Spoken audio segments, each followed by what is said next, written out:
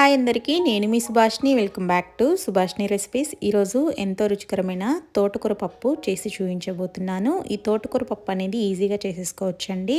అంతేకాకుండా ఈ తోటకూర తీసుకోవడం వల్ల హెల్త్కి చాలా మంచిదండి. ఈ పప్పు ఎలా చేయాలో చూసేద్దామా? ముందుగా నేను తోటకూరని ఈ విధంగా ఫ్రెష్గా ఉన్నటువంటి తోటకూరని ఒక కట్టు వరకు తీసుకున్నానండి.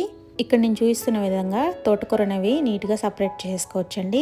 ఎంతటి తోటకూర అయినా సరే ఈజీగా కట్ చేసేసుకోవచ్చు. ఇక్కడ నేను చూపిస్తున్న విధంగా కంకులను అయితే ఈ విధంగా సపరేట్ చేసేసుకోండి.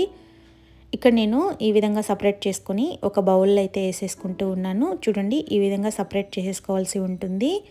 ఇక్కడ నేను మంచినీటితో తోటకూరని 2 టైమ్స్ వరకు వాష్ చేసి పెట్టి ఉంచుకున్నాను. వాష్ చేసుకున్నటువంటి తోటకూరని ఈ విధంగా సమానంగా పట్టుకొని కట్ చేసుకోవాల్సి ఉంటుంది. ఈ తోటకూర పప్పు అనేది ఎంతో ఈజీగా చేసేసుకోవచ్చండి. ఫస్ట్ టైం చేస్తున్నా సరే ఈ విధంగా కట్ చేసుకొని పక్కన పెట్టేసుకోండి. ఒక కుక్కర్ తీసుకొని 1.5 గ్లాస్ వరకు కందిపప్పు అయితే వేసుకోవాల్సి ఉంటుంది. ఈ విధంగా కందిపప్పు వేసుకున్న తర్వాత 2 టైమ్స్ వరకు కందిపప్పును కూడా నీట్గా వాష్ చేసి పెట్టి ఉంచుకోవాల్సి ఉంటుంది. అదేవిధంగా 1 గ్లాస్ వరకు వాటర్ అయితే వేస్తూ ఉన్నాను. ఇక్కడ నేను 200 ml వరకు వాటర్ అయితే వేసుకున్నాను.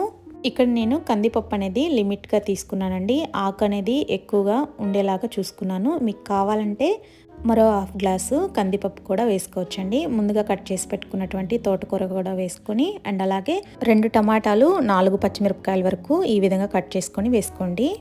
మరో మంచి చిట్కా చెప్పనా మీకు? ఇక్కడ నేను కొంచెం చింతపండును అయితే తీసుకొని ఈ విధంగా బౌల్లో పెట్టుకొని ఈ విధంగా కుక్ చేసుకుంటూ ఉంటాను. కావాలంటే మీరు సపరేట్గా కూడా నానబెట్టుకోవచ్చు. బట్ ఈ విధంగా చేసుకోవడం వల్ల ఫాస్ట్గా అయిపోతుంది. ఇక్కడ నేను కుక్కర్ మూతనైతే పెట్టేసుకుంటూ ఉన్నాను.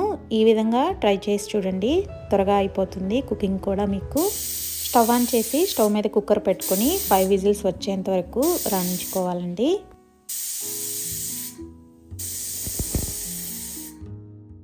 కుక్కర్ ప్రెషర్ అంతా పోయాక కుక్కర్ ఓపెన్ చేస్తూ ఉన్నాను. చూడండి, చింతపండు కూడా నీట్గా ఉడికిపోయింది. కావాలంటే మీరు ఈ విధంగానే డైరెక్ట్గా వేసేసుకోవచ్చు. బట్ నేను ఇక్కడ చింతపండుని సపరేట్గా వేసుకుంటూ ఉన్నాను. 1 స్పూన్ వరకు కల్లుప్పు, కొంచెం పసుపు, కొంచెం కారం కూడా వేసుకొని ఈ విధంగా పప్పు గుత్తి తీసుకొని నీట్గా ఈ విధంగా రుబ్బుకోవాల్సి ఉంటుంది. అప్పుడే మనకి తోటకూర పప్పు అనేది రెడీ అయిపోతుందండి. ఇక్కడ నేను కందిపప్పు అనేది లిమిట్గా వేసుకున్నాను. మీకు ముందుగానే చెప్పాను కదా. ఈ విధంగా వేసుకుంటే పప్పు కూడా చాలా టేస్టీగా ఉంటుందండి. ముందుగా ఉడికినటువంటి చింతపండులో కొంచెం వాటర్ వేసుకొని ఈ విధంగా నీట్గా స్మాష్ చేసేసుకొని చింతపండు వాటర్ని వేసుకుంటూ ఉన్నాను. ఈ విధంగా చింతపండు వాటర్ వేసుకున్న తర్వాత మరొకసారి పప్పు గుత్తితో నీట్గా కలిపేసుకోండి.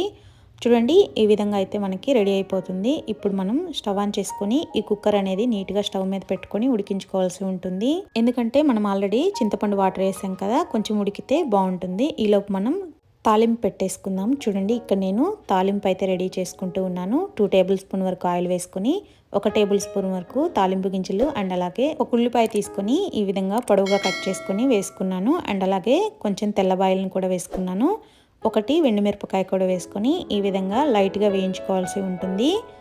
తాలింపు అనేది వేగుతూ ఉంది. ఇప్పుడు నేను 2-3 కరివేపాకు రెమ్మలను కూడా వేసుకొని ఈ విధంగా మరొకసారి కలుపుకుంటూ ఉన్నాను. చూడండి, ఈ విధంగా వేయించుకొని పక్కన పెట్టేసుకోండి.